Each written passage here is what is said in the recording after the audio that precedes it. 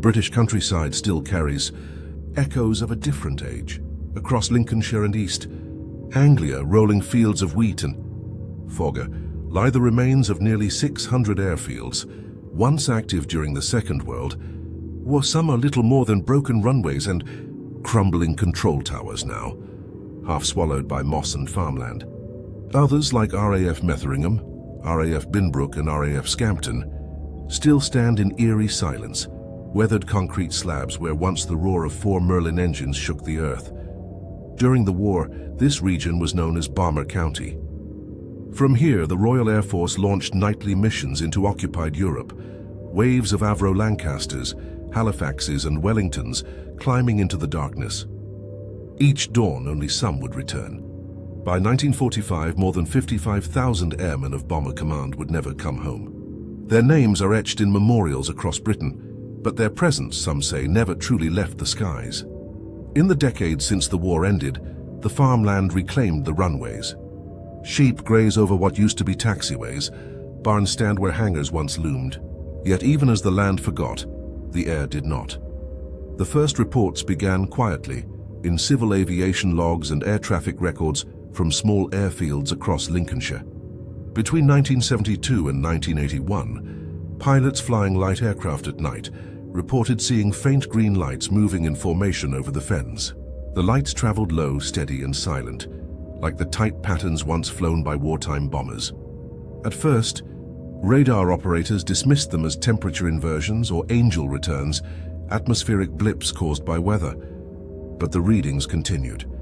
The echoes moved in straight lines, keeping formation, and, most oddly, appeared only in specific corridors of airspace once designated for RAF Bomber Command training routes. When cross-checked with civilian traffic data, the signals corresponded to no registered flights. One controller noted in his log, unidentified targets moving west to east, speed consistent with piston-engine aircraft. Attempted contact, no response. Targets disappeared mid-scan. The same entry ended with a question mark and one final note. No squawk, no call sign, no flight plan. Radar technology improved in the following decades, yet the anomalies persisted. By the 1990s, Britain's Civil Aviation Authority had documented over 30 distinct radar contacts, matching the same pattern. Groups of 4 to 6 echoes appearing briefly before vanishing, always in airspace once active during wartime operations. Skeptics argued these were mere ghost returns, reflections from weather balloons, interference from nearby transmitters, or radar systems glitching over uneven terrain. But those who had seen the lights themselves told a different story. A commercial pilot, flying from Edinburgh to London in 1994, described seeing 4 amber dots arranged in perfect V formation drifting through low cloud over Lincolnshire. He reported the sighting to air traffic control. The reply came back after a long pause. No traffic in your area. Negative on contacts, the pilot later wrote in his debrief. They were there. I know formation flying when I see it. To understand the pattern, we have to look back to the war years themselves. Lincolnshire's airfields formed the beating heart of the Allied bombing effort. From RAF Scampton, the dambusters of 617 Squadron launched the legendary Operation Chastise. RAF Binbrook housed the 460 Squadron of the Royal Australian Air Force, one of the most heavily decorated and most heavily hit units in the war. And from RAF Metheringham, crews of 106 Squadron flew nightly missions into Germany, often losing half their aircraft before sunrise. For the men who flew from these bases, every flight could be their last. Many never returned, their bombers lost over the North Sea or disintegrated by anti-aircraft fire on the way home. The exact crash sites of hundreds of aircraft remain unknown. It's said that in foggy weather, farmers still hear the deep rhythmic drone of engines overhead, long after any human pilot could be flying them. Locals call it the night run. For decades, these reports were treated as folklore. But then came a case that caught the attention of both the Ministry of Defence and private aviation analysts. In 2007, a small twin-engine aircraft en route from Norwich to Manchester reported an unregistered formation crossing its path at 10,000 feet. The pilot radioed control at Waddington Radar for clarification. What followed was recorded and archived, until portions were leaked years later. Waddington Control. This is Golf Alpha Delta. I have multiple contacts. Bearing 230, same altitude. Copy that. Golf Alpha Delta, stand by. Checking. Pause, background static. Negative. No known traffic in your area. They're right in front of me. 4 lights, steady formation. Looks military. Confirm you are visual? Affirmative, wait. Static burst, they just vanished. The radar tapes confirmed the pilot's account. 4 unidentified blips appearing briefly, then gone. The official report concluded possible weather reflection. But privately, one controller wrote in the margin, pattern identical to wartime bomber group. Same corridor, same time. For aviation historians, these incidents offer a strange continuity, echoes of the past replaying themselves through technology. But for those who worked the towers, the experience was far more personal. In 2013, the BBC's Inside the Cold War Skies interviewed retired air traffic controller Peter Whitmore, who had served at RAF Coningsby from 1978 to 2005. He spoke reluctantly of one night in the late 1980s when radar showed a ghost formation crossing the North Sea inbound from Berlin, exactly the route taken by bomber command raids. When asked how he knew it wasn't a glitch, Whitmore replied simply, "Because they called us." The interviewer pressed him to clarify. Whitmore hesitated before continuing. The transmission was faint, old-sounding. I heard clear as day. Metheringham Control, this is Eagle Flight returning from Berlin. We're low on fuel. The recording, he said, never made it into the official log. Minutes later, the radar echoes disappeared. When investigators later traced the call sign Eagle Flight, they discovered it belonged to a Lancaster bomber group, disbanded in March 1945 in the archives of the Royal Air Force Museum at Hendon. There's a display case filled with flight logs, photographs and fragments of downed aircraft from that era. Each represents a crew that took off and never returned. Their missions ended 80 years ago.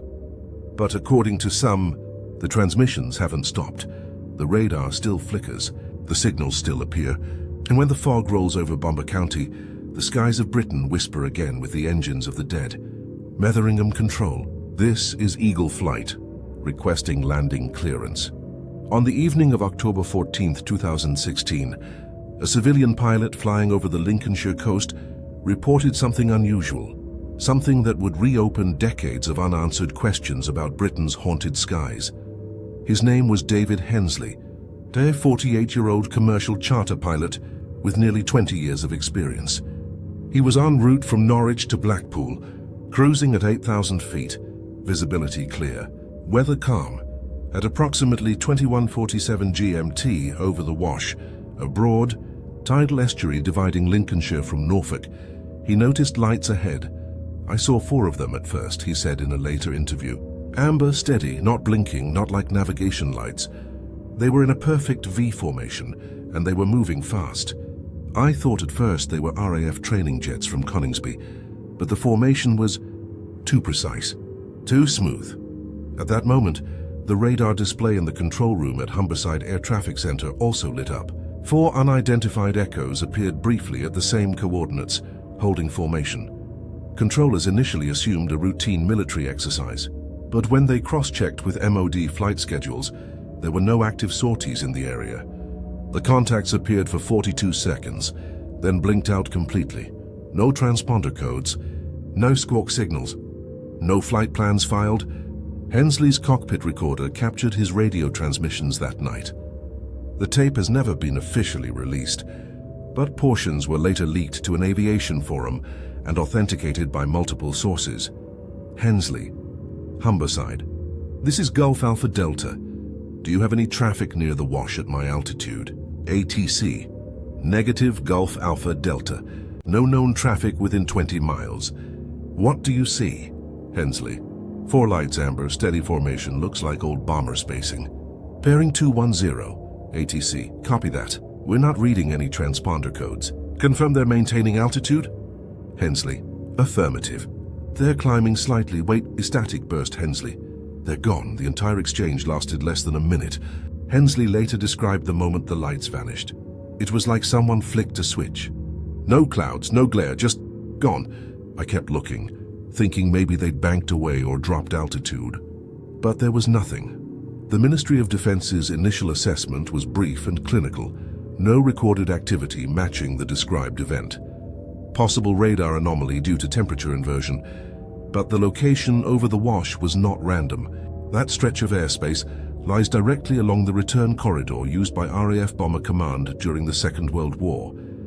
Historically, that route was the homecoming path for No. 97 Squadron, based at RAF Metheringham, one of the elite Pathfinder units responsible for marking bombing targets deep in Germany.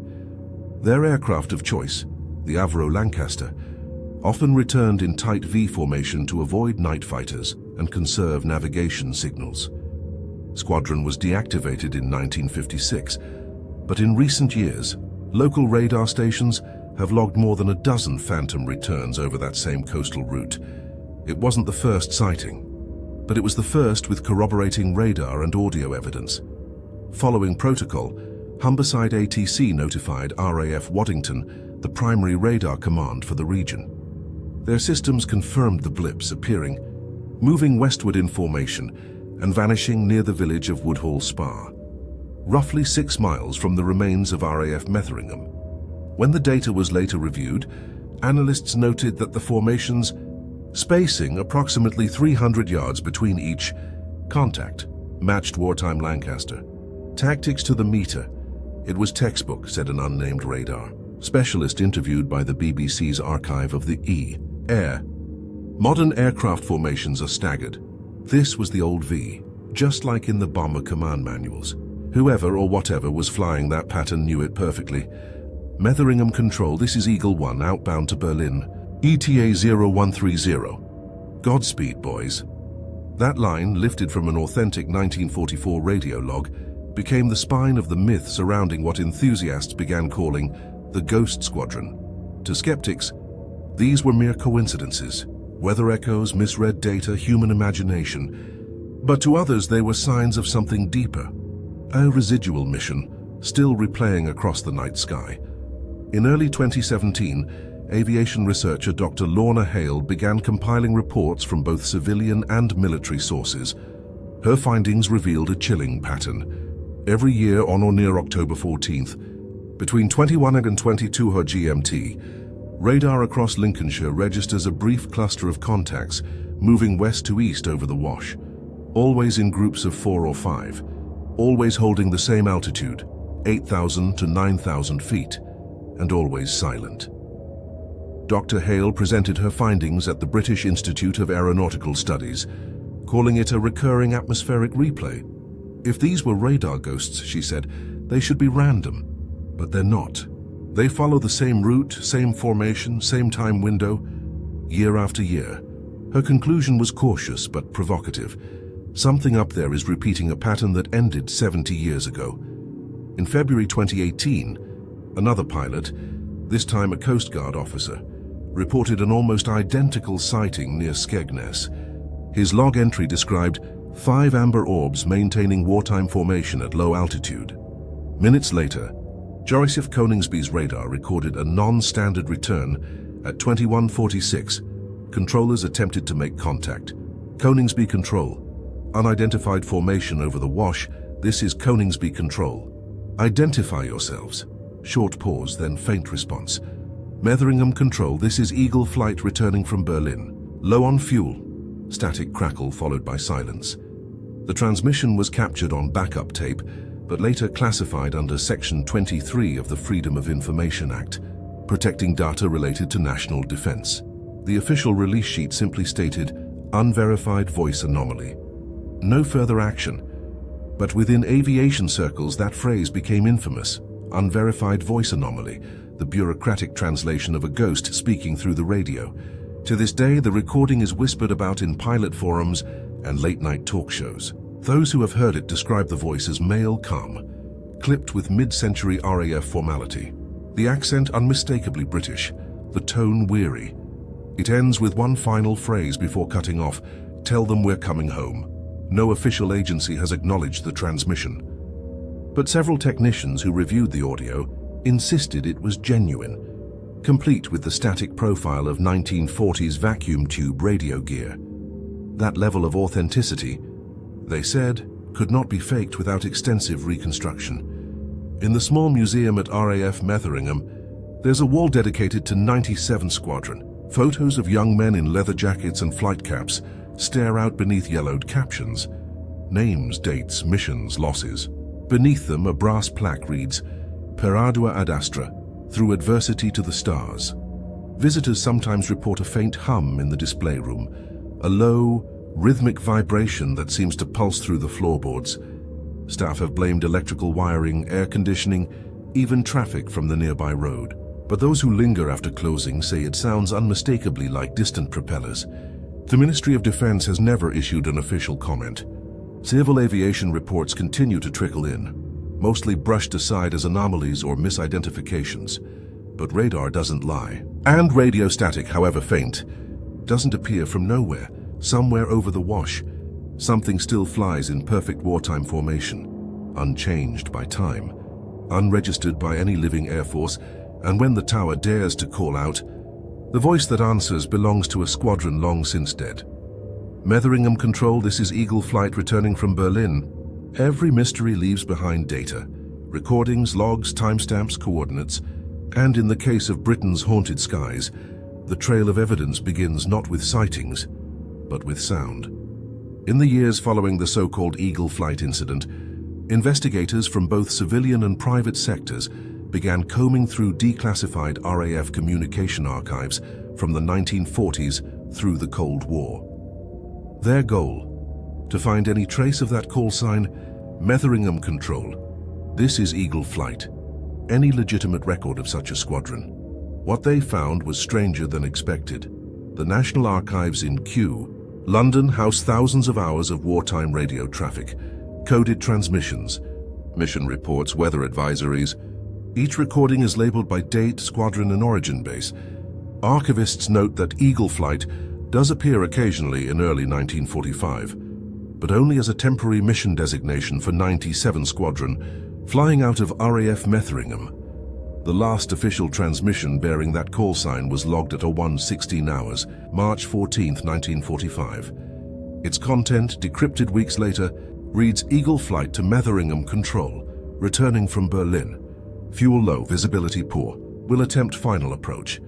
That transmission ends abruptly mid-sentence. No subsequent contact.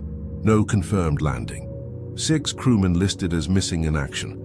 The war ended. The paperwork closed. But the signal somehow did not. In 2018, a joint academic team from the University of Leicester's Department of Physics and the British Broadcasting Archive began analysing modern air traffic control logs for electromagnetic anomalies. They discovered a recurring interference. Pattern, always on a dormant military frequency once used by Bomber Command Control, 5250. The pattern occurred every Thursday night at approximately 12:47 GMT, the same hour David Hensley, the civilian pilot, reported the phantom formation over the wash. The signal was faint, degraded, buried under noise, but when isolated through digital filtering, a voice emerged. Male, British accent, mid-20th century tone. We're losing fuel. Tell the families. The researchers initially assumed it was bleed-through from old shortwave transmissions, a phenomenon known as skip interference, where atmospheric conditions bounce signals across decades-old frequencies. But the audio's modulation pattern, AM narrowband with valve-era harmonics, didn't match any modern equipment. Even stranger, the same frequency spike appeared weekly, down to the second, with identical waveform structure, the same ghost transmission, repeating over and over. The signal soon gained a nickname in aviation circles, the Thursday broadcast. At first, hobbyist radio operators thought it a prank, but after multiple verified captures from separate receivers, some as far apart as Edinburgh and Bristol, the consistency became undeniable. Each capture was identical to the second. Duration, 43 seconds. Frequency, 5250 kHz. Content, partial RAF call sign, static bursts. In the same final sentence, tell the families, No modern transmitter has ever been located using that frequency. And according to the Ministry of Defense, the last official use of 5250 kHz ended in 1949. To gain perspective, the BBC documentary unit contacted Air Commodore Conrad Andrew Weller, a former RAF signals intelligence officer and lecturer in electromagnetic propagation. He was asked to review the recordings for technical explanation. In the interview, Weller appeared calm, pragmatic, the voice of reason amidst rising speculation. "There's a perfectly rational explanation," he said. "Atmospheric ducting, ionospheric skip. Radio waves can linger and bounce for years under the right conditions. Combine that with human pattern recognition, and you get what we call ghost echoes. Nothing supernatural about it." He explained that under certain solar and weather circumstances, an old transmission could be refracted back toward Earth decades later, distorted but audible. It was rare but not impossible. "Think of it as sound trapped in a mirror," he said. "Every so often, conditions line up just right, and it bounces back." But even as he spoke, the interviewer noticed Weller's tone falter when asked about the regularity of the signal. "It's perfect weekly recurrence. That part is harder to explain," he admitted quietly. "If it were random, I'd call it atmospheric memory. But this is structured." To test Weller's theory, the research team conducted a controlled recording at 3 separate locations: Metheringham, Binbrook, and Scampton, each a defunct airfield tied to Bomber Command history. Only one site, the abandoned Metheringham Control Tower, captured the signal cleanly. The recording begins with ordinary static, then a sequence of clipped beeps resembling RF recognition codes. Then the voice. "Metheringham Control, this is Eagle Flight. Engines 2 and 3 failing. Fuel almost gone. Tell the families." Followed by silence. No modern device was broadcasting within 50 miles. No cell signal, no tower interference. The only piece of active technology inside the tower that night was the recorder itself. The analysis continued. Spectrographic readings of the recording revealed modulation, curves unique to valve-based transmitters, the kind used during World War II. Each frequency decay matched. Equipment discontinued more than 70 years ago. When the results were presented to Weller, he reportedly dismissed them at first. "Coincidence," he said. "Digital artifacts." But the team insisted he listened to the raw tape, unedited, uncompressed, captured in real time. They played it for him in a soundproof lab at the University of Leicester. Witnesses described the Commodore standing rigid, his arms crossed, head slightly bowed as the tape rolled. Then came the line again. "Tell the families." Weller frowned, leaning closer to the speaker. For a long moment he didn't speak. Then he asked the technician to replay the final 20 seconds. When the voice came through a second time, he stepped back abruptly, knocking over his chair. His face had gone pale. "That voice," he said quietly. "He died before I was born." The room fell silent. Afterward, Weller refused further interviews. In an email sent the next morning, he wrote only one line: "Some transmissions don't fade, they wait." He retired from public commentary soon after. The Leicester recordings were never officially released, but fragments leaked online, shared by ham radio enthusiasts under names like GhostCom's 5250.WAVE and Bomber Loop MP3. Experts who analyzed them found no digital splicing, no loop artifacts, no evidence of modern manipulation. What the recordings do show is a stable signal emanating from somewhere over the East Midlands, precisely aligned with the remnants of Bomber County's air corridor. Whatever is transmitting that message, if anything truly is, does so with mathematical precision, once every 7 days, at the exact moment the lost bombers of 97 Squadron were last heard. Skeptics call it coincidence. Believers call it persistence. But those who've heard the tape agree on one thing: the voice carries something more than sound, it carries intention. Metheringham Control. We're losing fuel. And somewhere above Britain, that message is still waiting for a reply. Every legend begins somewhere, and for Eagle Flight, the trail leads to one of the quietest corners of Lincolnshire, the windswept plains surrounding the long-abandoned RAF Binbrook. To anyone passing by today, it looks ordinary. A scatter of derelict hangars, rusted control towers, and half-buried runways fading into the soil. Cows graze where bombers once queued for takeoff. The wind moves through broken windows like breath through an organ pipe, but the locals still call it the field that hums. RAF Binbrook was commissioned in 1940, one of many bomber stations built in haste during the early years of the war. By 1945, it had become home to 460 Squadron of the Royal Australian Air Force, and later, detachments of 97 Squadron, the same Pathfinder unit tied to the mysterious Eagle flight. Their mission was clear and deadly, nightly bombing runs deep into Nazi Germany. And on March 14, 1945, one of those missions would give birth to a story that refuses to die. The records from that night are sparse but chillingly specific. At 1842 hours, 6 Lancaster bombers lifted off from Binbrook's rain-slick runway, their engines shaking the frozen air. Their destination, Berlin. One of them, Lancaster PB-422, bore the temporary call sign Eagle 1, crew of 7, average age, 23. At 01:12 hours, as they crossed the North Sea on the return flight, radio contact was lost. Metheringham Control received one faint burst, engines 2 and 3 failing. Low on fuel, attempting final approach, then silence. No mayday, no crash report, no wreckage ever found. For the families, there was no closure, only the official term stamped in red ink: missing, presumed lost. 78 years later, the file still exists. Yellowed, frayed, tucked into the Bomber Command archives under Incidents March 1945.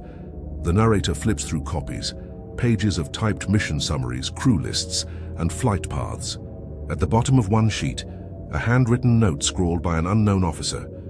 Local reports of distant engines heard after storm, area east of Binbrook. No visual confirmation. It's dated March 21, 1945, 7 days after the plane vanished. No official explanation accompanies the note. But in Lincolnshire folklore, those 7 days became the start of something else, a sound that never stopped. Farmers working near Binbrook began reporting the same thing in the years following the war, a low, droning hum that rolled across the fens during heavy weather, sometimes faint, sometimes close enough to rattle window panes. At first they thought it was the wind moving through the empty hangars, but soon the story spread. "They're flying again," people whispered. The boys who never came home. In 1993, the Lincolnshire Historical Society conducted interviews with locals who had lived near Binbrook during the war. Among them was Thomas Briggs, a retired farmer whose land borders the old base. He was 84 at the time of the interview, his voice gravelly, slow. His story hasn't changed in 3 decades. They fly every winter, always the same night, when the fog's thick and the wind's gone quiet. You hear the engines first, low like thunder rolling sideways. Then you see the lights, orange ones, steady and slow. 4, maybe 5 of them. They come from the east, circle once, then fade into cloud. Next morning, the sheep won't graze near the runway. Never do. When asked if he believed it was something supernatural, Briggs laughed softly.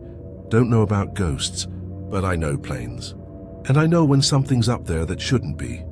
Binbrook's modern residents have grown used to the strange nights. Locals call them engine storms, evenings when the air hums just before heavy weather, even when meteorologists predict calm.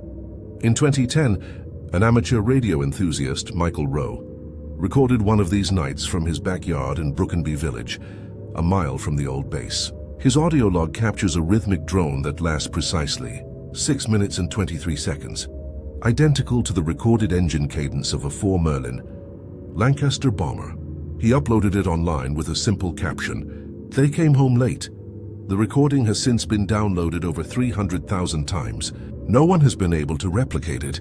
Skeptics attribute the sounds to distant cargo, aircraft from Humberside Airport, or acoustic reflections from the nearby North Sea. But no flight logs match the times when the phenomenon is reported. The Civil Aviation Authority confirmed in 2015 that no aircraft, civilian or military, were flying in the region during at least 4 of the recorded nights. Meteorologists proposed another theory, that temperature inversion layers over the flat Lincolnshire plains might amplify sounds from distant sources, creating the illusion of engines overhead. But that doesn't explain the lights. Multiple witnesses, Farmers, police officers, even a weather technician have described seeing faint orange glows moving in formation over the fields. Always slow, always silent, always heading west. The narrator walks through what remains of the Binbrook Control Tower, its walls covered in graffiti and lichen, the metal stairs echoing with every step. On the top floor, the original radio room is still there. Rusted, stripped bare, but eerily intact, a volunteer historian, Rachel Denton, points to the concrete floor. Etched into the dust with a knife, faint words barely legible. Eagle 1, home soon. She doesn't know who carved it. No one does. The message is positioned facing west, the direction of Berlin. Every winter, people still gather near Binbrook for what they call the night run. No official event, no tickets, just locals standing by hedgerows in the cold, waiting. At first, there's only wind, then a stillness so deep it presses on your ears. And then, if you're patient, comes the sound. A deep, distant drone rolling across the sky. Too low for jets, too mechanical for thunder, always approaching from the east, where the North Sea hides its secrets. That's them, someone whispers. They're back again. For 6 minutes, the air vibrates. The lights appear faintly above the horizon, barely visible through mist, 4 amber dots flying in tight V formation. Then the sound fades, and the night returns to silence. Witnesses claim the birds refuse to sing afterward. Dogs hide indoors. And sometimes, when the wind changes, a faint voice carries through the static of car radios. Metheringham Control. This is Eagle 1, attempting final approach. No wreckage of Eagle 1 has ever been found. No fragments washed ashore. No trace of the crew. Only names etched on the memorial wall at Runnymede under the heading Airmen with no known grave. But perhaps in some way they never stopped flying. Perhaps the last sound they heard, rain on the fuselage, wind over the engines, became a loop in time, echoing forever through the clouds above Lincolnshire. Every storm that passes over Bomber County carries with it that faint vibration, that mechanical prayer of men who never landed. And when the last note dies, you can almost believe that somewhere out there, a crew still searches for a runway that no longer exists. It is March 14th, 1945. The war in Europe is nearly over. But over the cold Black Sea east of England, one bomber still flies, alone, crippled and blind. The call sign is Eagle 1, Lancaster PB 422, 7 men aboard, returning from Berlin. They've been in the air for 8 hours. Fuel is low. The horizon is gone. And somewhere ahead in the fog, home is waiting. Or what's left of it. Navigator, where the hell's the beacon? We should have picked up Metheringham by now. Navigator, Sergeant Miles Harker. Nothing, sir. Signal's gone. Compass drifts at 20 degrees. I can't get a fix. Flight engineer, Corporal Dunn. Fuel's almost dry. We've got 20 minutes, maybe less. Captain Firth, we'll make it. Keep her steady. The storm builds around them, dense, electric, unnatural. Lightning crawls silently across the clouds. The radio crackles, half alive, half dead. Unknown voice, faint, layered. Keep flying. Keep flying. Gunner, Private Lang. Did anyone else hear that? Wireless operator, Sergeant Priest. Thought it was you on the intercom, Gunner. It wasn't me. Navigator. Captain, we're off course. If we don't turn soon. Firth, snapping. We hold bearing 210 until we see the coast. No one's ditching in the dark tonight. Narrator. Outside, the sea vanishes, replaced by roiling black clouds. The engines strain, coughing soot. Needles flicker on the dials like frightened eyes. For 8 months, these men had flown the same route. Lincolnshire to Berlin, Berlin to Lincolnshire. But tonight, time itself seems to have turned against them. Their instruments show altitude, yet the altimeter never moves. The gyroscope spins aimlessly. Even the stars are gone. Wireless operator. Trying Metheringham Control again. Presses transmit. This is Eagle Flight returning from Berlin. Engines 2 and 3 failing. Requesting vector home, unknown voice, crisp, distant. Eagle Flight, you are not cleared to land. Unknown voice, lower, overlapping itself. Keep flying. Navigator. Sir, who was that? Captain Firth. Doesn't matter. Probably interference from the coast. Flight engineer. It didn't sound like the coast, sir. Sounded like Captain Firth. Enough. We stay on course. Lightning flashes white across the fuselage, and for a split second the men see shapes in the clouds. silhouettes of aircraft, hundreds of them, flying beside them in silence. Old bombers, shredded and burnt, moving in perfect formation. Gunner quietly, "Jesus, they're flying with us." Navigator, "They're not real. It's St. Elmo's fire, reflections." Gunner, "Reflections don't have serial numbers." He points through the turret glass. Stamped on the nearest wing, PB-422, their own aircraft, mirrored, flying parallel to them. The Lancaster lurches as if struck from below. Fuel lines rupture. The cabin fills with smoke. But even as the alarms blare, the engines refuse to die. They drone like organs in a cathedral. Endless, mechanical, immortal. Flight engineer, "Engines 1 and 4 at full throttle, but they're not burning fuel." Captain Firth, "What?" Engineer, "I shut the valves, sir. They're still running." Ominous chord hits. Distortion overtakes background. Radio overlapping whispers. "Keep flying. Keep flying. We never land." Navigator, "Sir, we're caught in something. Magnetic storm, maybe." Captain Firth, "No storm lasts this long. Plot a new course." Navigator, "Toward where?" Firth, "Toward home." They bank west, blindly searching for the English coast. Below them, flashes of water, then blackness again. Rain lashes the fuselage like gunfire. The intercom erupts with overlapping chatter, crew shouting over each other, oxygen masks hissing. Wireless operator, "Signal. I've got signal again." Captain Firth, "Put it through." Unknown voice. Clearer now, 1940s radio tone. Metheringham Control. "This is Eagle Flight. Returning from Berlin. Fuel low, visibility poor. Will attempt final approach." Navigator, terrified, "Sir." "That's us, Firth." "What?" Navigator, "That message, and it's our own broadcast. From minutes ago.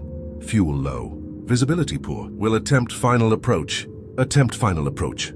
The crew stare at the radio as the transmission repeats, then distorts, a voice echoing itself across time.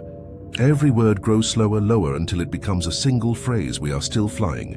Gunner, panicking, "Sir, the sea, it's glowing." Through the cockpit glass, the surface below burns faintly green. The same eerie luminescence recorded by modern radar decades later. It pulses like a heartbeat stretching toward the horizon.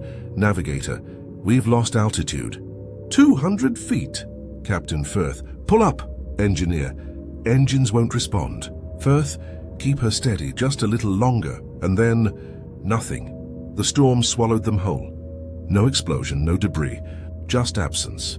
When the clouds cleared the next morning, RF Binbrook waited for a plane that never arrived. The logbook marked them overdue.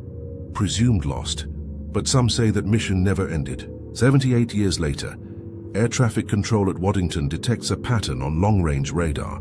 4 echoes, appearing briefly over the North Sea. Formation flight, altitude 8,000 feet. Speed 150 knots. Direction, west, exactly matching Eagle One's recorded flight path from that night in 1945.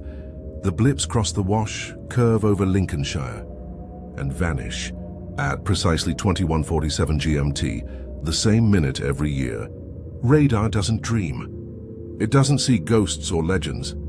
It only reflects what is there as metal, movement, momentum. Yet year after year the pattern repeats. Always the same altitude. Always the same direction. Always the same silence after.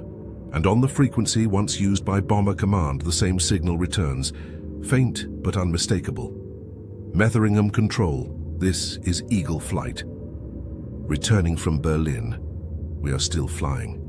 If you stand in the fields near Binbrook on October 14th and the wind is right, you can still hear them passing overhead.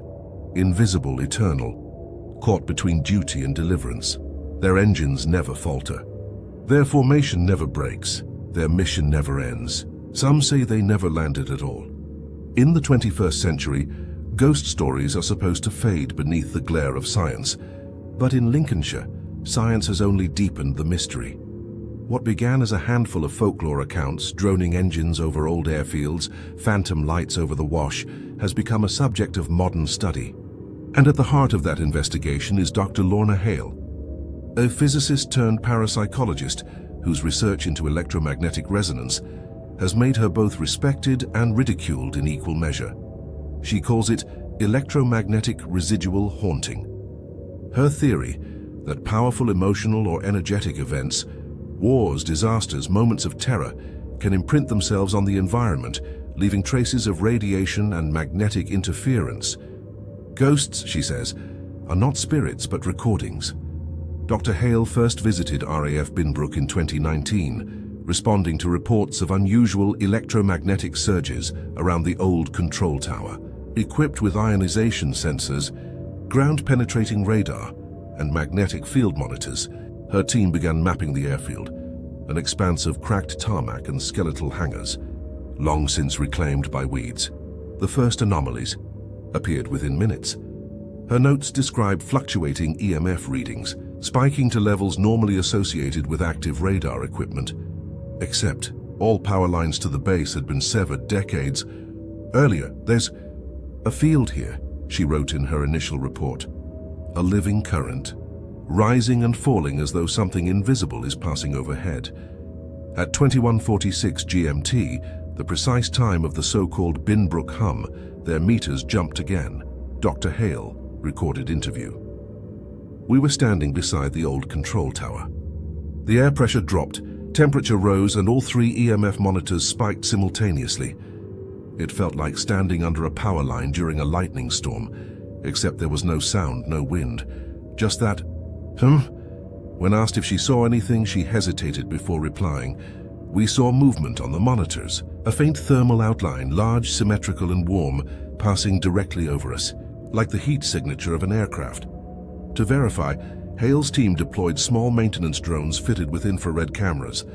3 of them captured fleeting silhouettes at altitudes between 800 and 1,000 feet, forms roughly 40 meters wide, delta-shaped, trailing what looked like heat plumes. No visible craft were present in the sky, and yet on thermal imaging, they appeared clear as day, glowing like engines. The drones followed the shapes for just over 6 minutes before losing contact. When the footage was reviewed frame by frame, one researcher pointed out something uncanny. The shapes maintained the same spacing, velocity, and bearing as a Lancaster bomber formation from 1945. Skeptics argued it was drone sensor interference, false positives from moisture or static reflection. But Hale disagreed. Her background in physics made her unusually cautious about language. She avoided words like supernatural, preferring terms like reverberation field and electromagnetic memory. In an interview with BBC Science Focus, she explained, "If we accept that energy cannot be destroyed, only transformed, then what happens to the electromagnetic energy generated by 1 million engines, explosions and radios during total war? Perhaps the air itself became a recording medium, an atmospheric tape reel playing back fragments of history." Her team also uncovered something else, something buried not in soil, but in paperwork. A Freedom of Information request filed by Hale in 2021 sought access to RAF electromagnetic anomaly logs from the post-war years. The response came 3 months later. It was a single-page letter stamped Official Secrets Act.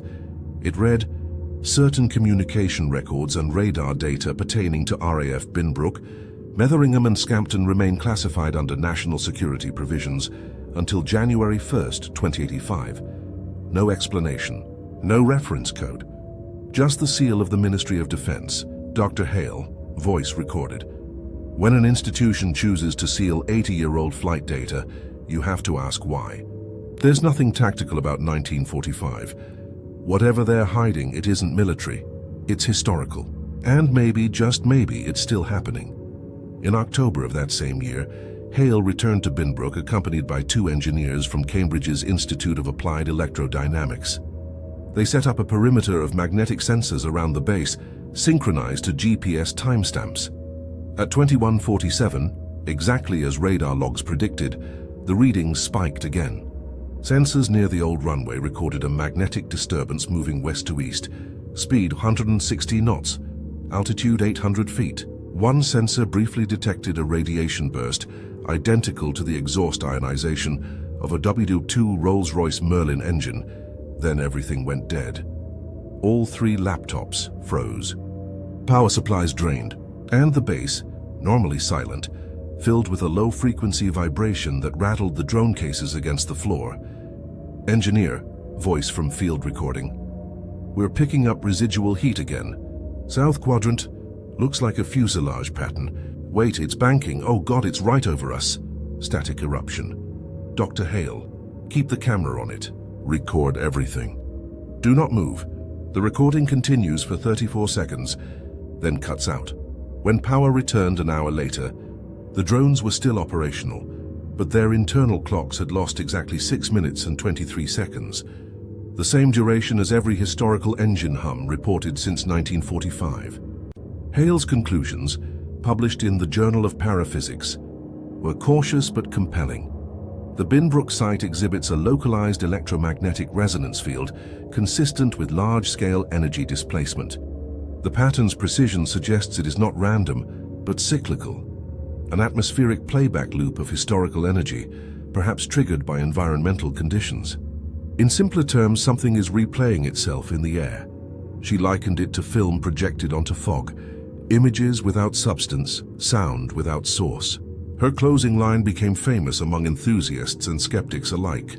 Something's replaying itself in the atmosphere, like film on a loop. The scientific world dismissed her findings as speculation. But behind the scenes, interest was growing.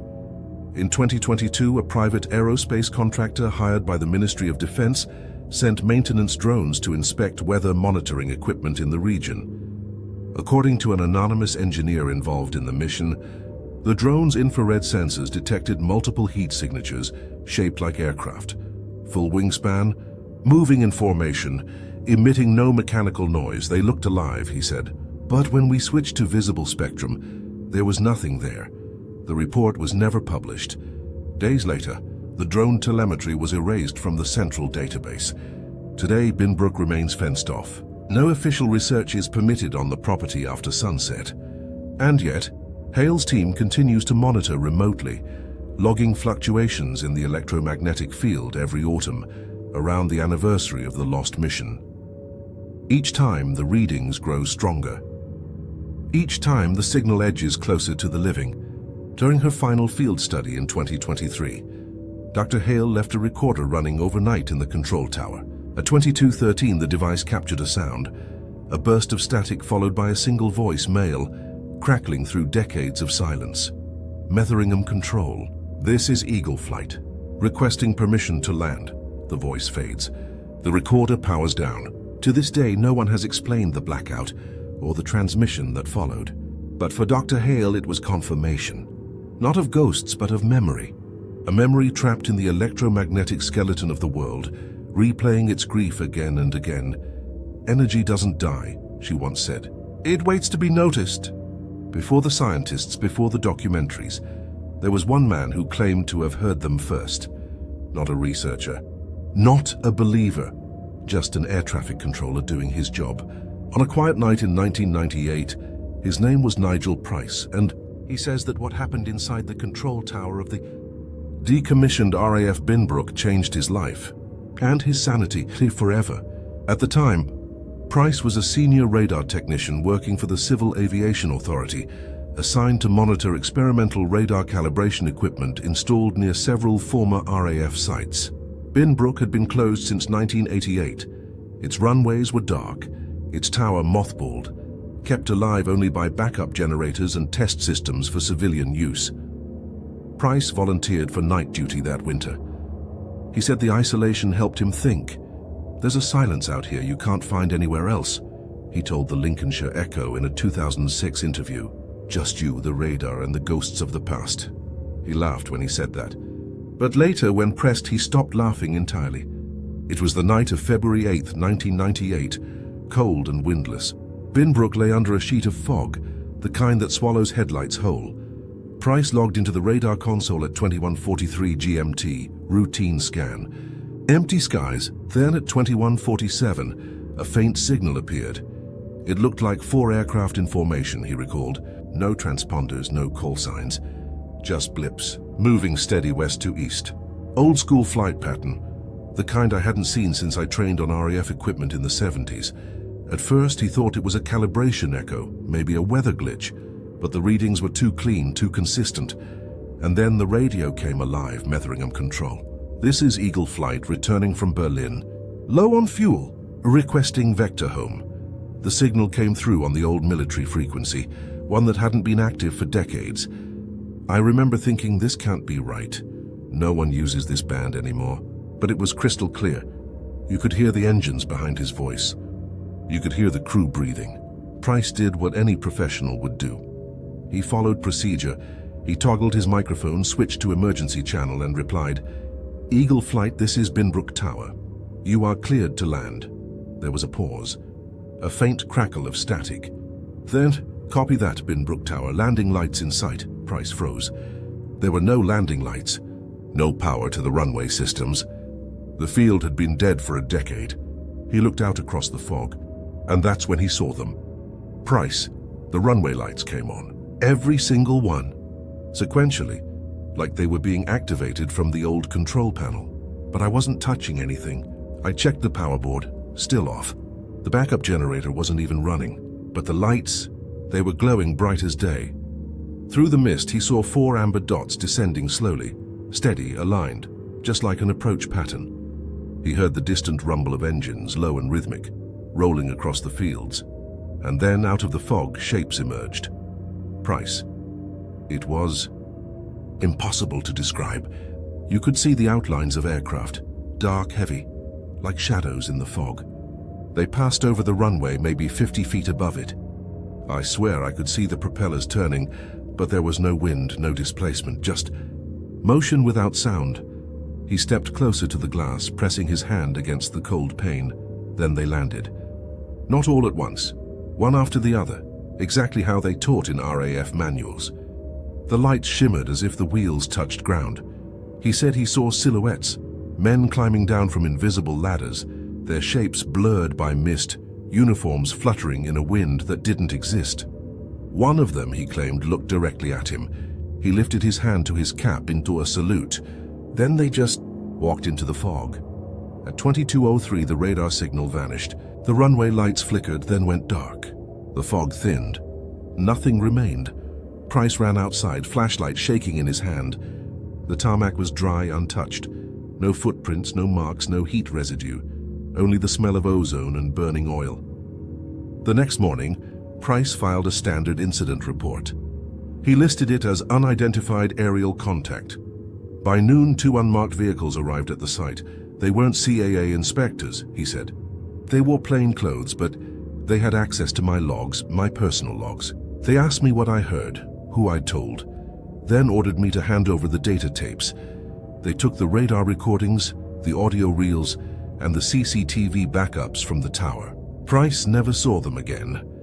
When he tried to retrieve a copy through official channels, the CAA database showed the incident file marked as removed by military liaison.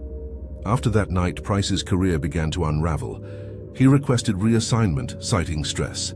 His supervisors declined, noting behavioral instability. He began hearing the signal again, faint, always at the same hour. It started as static in the headphones, he said. Then the voice would come. Same frequency, same phrasing. Every Sunday night at 21:47, Metheringham Control. This is Eagle Flight returning from Berlin. He tried recording it, but the tapes would always erase themselves afterward. Magnetic corruption, as if the signal destroyed what captured it. In 2001, he left the CAA entirely. He moved to a small village outside Louth, where he worked repairing farm radios and shortwave sets for local collectors. Neighbors say he kept his old headset in a glass case, switched off, but always within reach. They said he still climbed the hill every Sunday night with a portable receiver, sitting under the open sky, listening to static. When asked why, he'd simply smile and say, "Because someone has to answer them." I met Nigel Price once, years later, for an interview. He looked older than his age, skin pale from sleeplessness. When I asked if he still believed what he'd heard, he didn't hesitate. "Belief's got nothing to do with it," he said. "It happens. Every Sunday night, like clockwork." He paused, looking past me, eyes fixed on something I couldn't see. "They never stopped flying, and I don't think they ever will." He reached into his jacket, pulled out a small digital recorder and pressed play. At first only static, then Metheringham Control, requesting permission to land. He looked up, smiled faintly, and said, "See? They're right on time." Nigel Price passed away in 2014. When his family cleared out his house, they found dozens of notebooks filled with flight times, coordinates, and weather patterns every Sunday night for 16 years. The final entry was dated the week before his death. It reads, "Signal stronger than ever.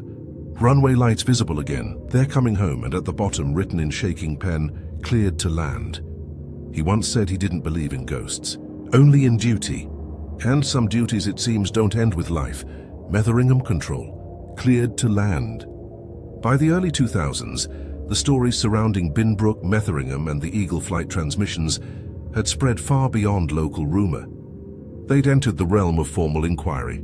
Researchers, journalists, even members of Parliament began filing Freedom of Information requests, seeking radar logs, archived audio, or internal MOD correspondence related to unidentified formation flights over Lincolnshire and the North Sea, and the replies were always the same: no record found, no responsive data. Request denied under Section 26 National Security exemption. The pattern was unmistakable. Every avenue led to silence. At first glance, that might seem normal. Governments bury files every day. But what made this strange wasn't the refusal itself. It was what the Ministry of Defence chose not to deny. In multiple responses, the MOD acknowledged the existence of archival radar datasets spanning 1980-2000, but added that they were retained for security, review, and unsuitable for civilian release. When journalists pressed for clarification, the department issued a formal statement. The Ministry of Defence has no record of any unidentified aerial phenomena matching the description provided. However, certain radar and air defence records remain exempt from disclosure due to their sensitive nature. In other words, no proof it happened, but also no access to check. Among the earliest to confront this wall of silence was Dr. Lorna Hale, whose 2019 field data had already stirred quiet panic inside the Air Ministry. When her FOIA appeal reached the upper review board, she received a call, not a letter, from a man identifying himself only as John from Defence Records. He told her, politely but firmly, "There are some logs that should stay in the dark, especially ones that show the dead still flying." Then he hung up. It wasn't just her. Independent researcher Gareth Muldoon, host of the podcast Unexplained Frequencies, filed similar requests in 2020. He asked for flight data over the Wash for a 20-year span, 1981 to 2001. The MOD's reply arrived 4 months later. Instead of "no record," it used a phrase rarely seen in public correspondence: "data integrity compromised." When Muldoon asked what that meant, and MOD liaison explained off-record, "The files exist, but they're not readable anymore. Corrupted tapes, magnetic decay." Curiously, those corrupted years align perfectly with the modern sightings, the same decades when radar operators across Lincolnshire reported phantom formations over the sea. In 2021, a private research collective calling itself Project Radian claimed to have reconstructed fragments of deleted radar data recovered from retired RAF servers. The dataset, compiled from redundant systems at Waddington and Scampton, revealed a repeating flight path that defied coincidence. The pattern began over Berlin airspace, stretched westward across the North Sea, and terminated directly above RAF Metheringham. The exact route flown by Bomber Command during 1945, every October, every year. Same altitude, same speed, same silenced. Project Radian's spokesperson, identified only as Alex, said in an interview, "It's a ghost flight pattern, mathematically perfect. No transponder, no heat signature, but the radar bounce is there, exactly where it shouldn't be." When asked if the MOD had contacted them about their findings, Alex smiled thinly. "Not officially, but our server logs show government IPs accessing our website every night since we published the data. They're watching." To understand the stakes, we reached out to current RAF personnel willing to speak under condition of anonymity. Their faces blurred, voices altered. Anonymous RAF airspace controller number 1. They told us not to engage with any unknown echoes over the Wash, ever. If you see it, you log it as weather. End of story. Anonymous radar technician number 2. We used to joke about it, said it was the boys coming home. But when the new lads started asking questions, Command shut it down fast. They even updated the radar glossary to include a new code. A11, non-active atmospheric echo. That's the tag we use for the formation when it shows up. Anonymous pilot, voice trembling slightly. I saw it once. Training sortie in 2015. Looked like 6 lights flying in a V just offshore. We went to intercept. Command ordered immediate abort. They said we'd hit restricted airspace. There was nothing on the map. When the Lincolnshire Chronicle requested comment from the Ministry of Defence regarding the interviews, the press office issued a one-line email. The ministry has nothing further to add regarding these historical inaccuracies, but historical inaccuracies is an interesting choice of phrase. Not fabrications, not myths. It implies something once real, now inconvenient. Inside military archives, the absence of denial often means more than the presence of truth. In 2022, an investigative journalist named Rachel Denton visited the RAF Museum's restricted wing at Hendon. There she located a sealed crate labeled Metcom 1945, stored in a climate-controlled vault. Its access file listed classification level, Def Secret Azure. When she requested permission to review its contents, she was told bluntly, "That file doesn't exist." She produced a photograph. They responded, "Then delete it." She did. 2 weeks later, the MOD released an internal memo stating that no documentation relevant to RAF Metheringham flight operations is known to exist. A coincidence or an erasure. It's not the first time the ministry has chosen silence over explanation. When rumors first surfaced in 1998 about Nigel Price's encounter in the Binbrook Tower, local press submitted official inquiries. The MOD issued no response, not even a denial. When questioned in Parliament in 2007 about phantom radar contacts in Lincolnshire airspace, Defence Minister Gerald N. Harper replied, "There is no evidence of hostile or unauthorised aircraft in British skies during the stated period," but he refused to address the specific coordinates, the ones corresponding to the 1945 Bomber Command route. Every question seems to vanish into the same bureaucratic void. For researchers, this silence has become the loudest part of the story. A phenomenon appears on radar. Witnesses hear voices. Audio recordings exist, but vanish into military archives. And when investigators press for answers, the reply is always a carefully worded vacuum. No record found. But perhaps that's the point.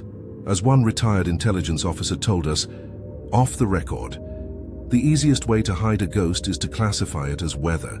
Whatever moves through the skies above Lincolnshire, be it electromagnetic replay, atmospheric echo, or something far older, the Ministry of Defence doesn't deny it. They simply refuse to speak about it.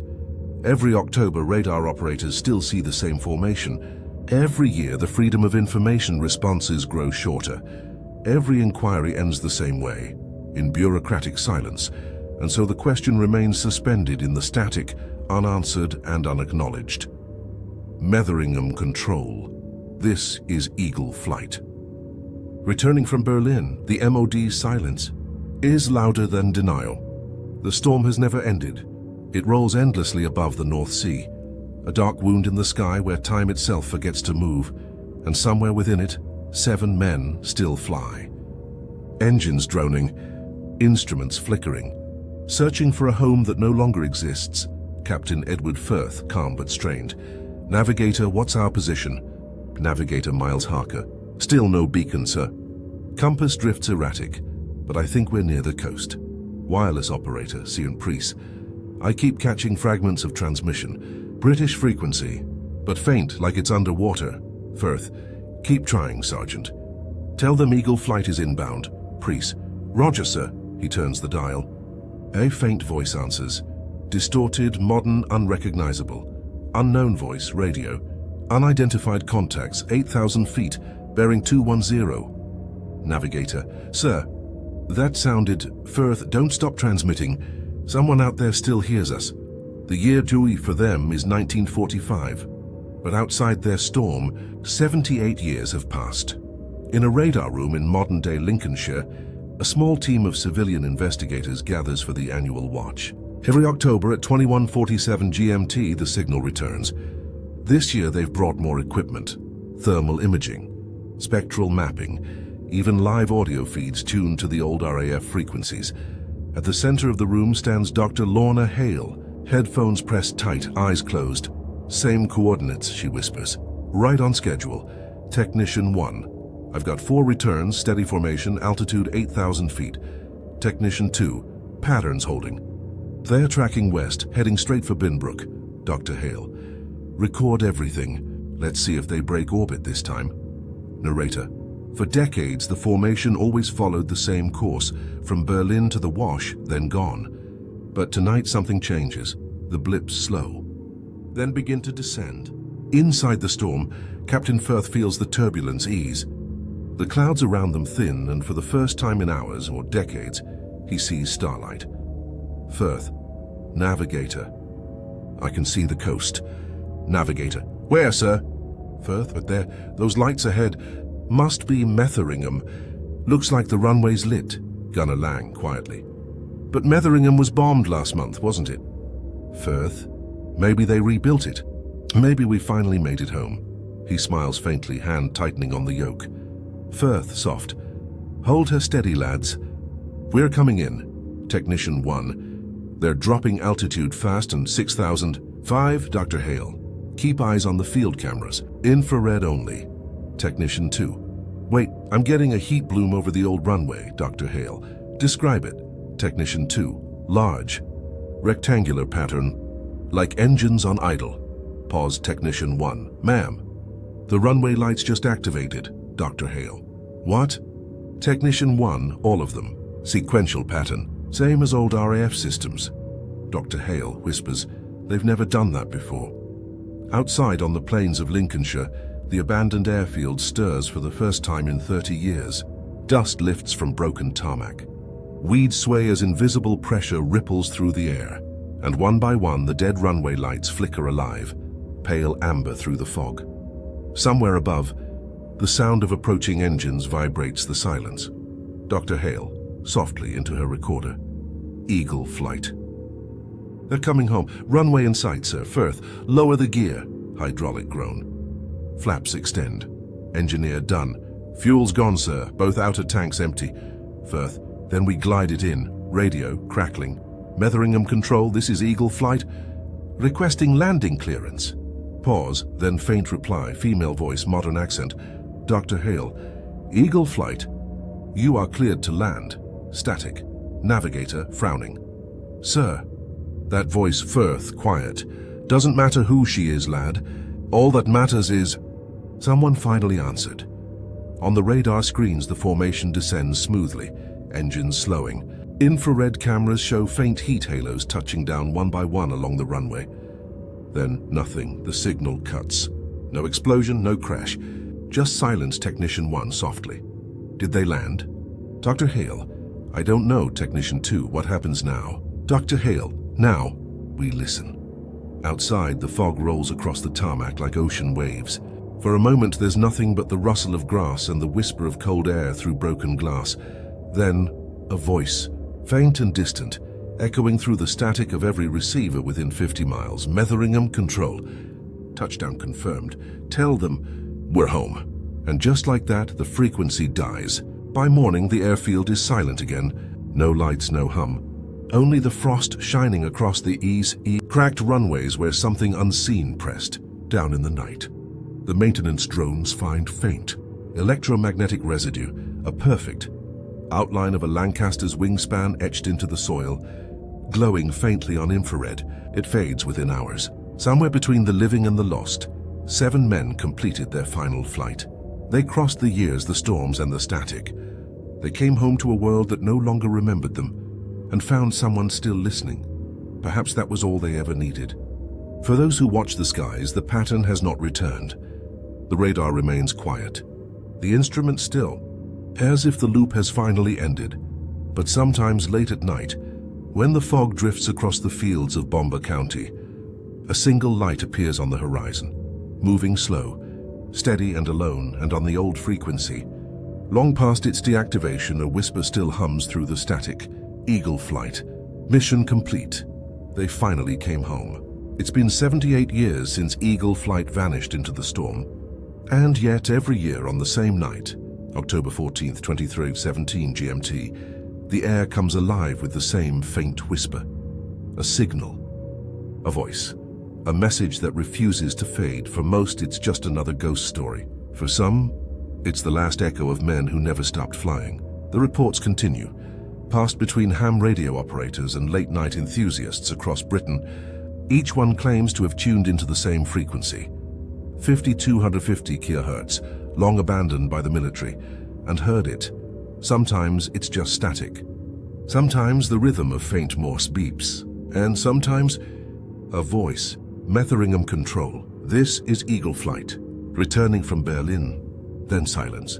I wanted to know for myself, so I came to Lincolnshire, to the ruins of RAF Metheringham, the birthplace and grave of a legend. The drive was long and quiet, the roads empty except for the fog that clung to every hedge and field. At the end of the lane, the control tower still stood, 4 stories of crumbling brick and glass, its windows staring out like tired eyes, the paint peeled. The roof sagged, but the structure endured, as if waiting for someone to come back. Inside it smelled of rust and rain. The old radio room was intact, tables, switches, and a row of forgotten equipment long fused to the walls. Someone had left a note scrawled in chalk on the panel decades ago. They're still flying. I set up my recorder, tuned the dial to 52550 kHz, and waited. At first there was only static, a sea of empty sound. But as the clock struck 23:17, something stirred. A faint pattern of tones, slow, deliberate, rhythmic. I recognized it instantly. It spelled a single word, home. For the scientists, it's easy to dismiss. They call it coincidence, atmospheric reflection, frequency overlap. The ghost of an old broadcast bouncing endlessly through the ionosphere. For believers, it's something else. A message not from the dead, but from the forgotten. A signal of duty persisting beyond time itself. Whatever it is, it feels intentional. Like someone somewhere is still reporting in. Dr. Lorna Hale once said, "Energy doesn't die, it waits to be noticed." Maybe that's all this is. The air remembering. History replaying itself like a scratched record, looping a final goodbye that never reached home. But standing here, surrounded by the ghosts of concrete and silence, I can't help but feel it's more than that. Because when I closed my eyes, I thought I heard them again. That low drone of engines rolling across the sky, the sound of the endless mission, and in it, a strange kind of peace. I imagine them now, Captain Firth and his crew, gliding through the clouds unaware of the decades that have passed, their instruments steady, their course unbroken. A single command guiding them through eternity. Keep flying. Perhaps to them the war never ended. Perhaps to them the world below is still blacked out, waiting for the dawn.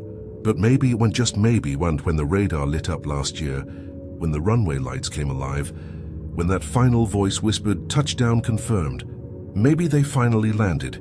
Maybe they finally came home. In the cold logic of science, ghosts aren't supposed to exist. But there's something sacred about repetition, about patterns too perfect to be random. The old engineers called it signal persistence. I call it memory. Somewhere above Britain, the air itself remembers what we've forgotten. The courage, the fear, the weight of duty. And when the fog rolls in, that memory wakes up and takes flight again. As I leave the tower, the night is still and endless. The stars shimmer through mist like the glow of cockpit dials. And for a moment, I imagine the sky not as void, but as archive. Every flight, every word, every heartbeat still recorded somewhere in the static. I look back once, and the tower light flickers once, twice, and then fades. Some missions never end. Some orders echo beyond time itself. And somewhere above Britain, men still fly into the fog, waiting for the war to end. Metheringham Control. This is Eagle flight. Mission complete. And maybe that's enough. This has been the haunted skies of Britain. The endless mission. If you've been listening, thank you for keeping the memory alive. Because history doesn't just live in books. It lives in the echoes we still hear.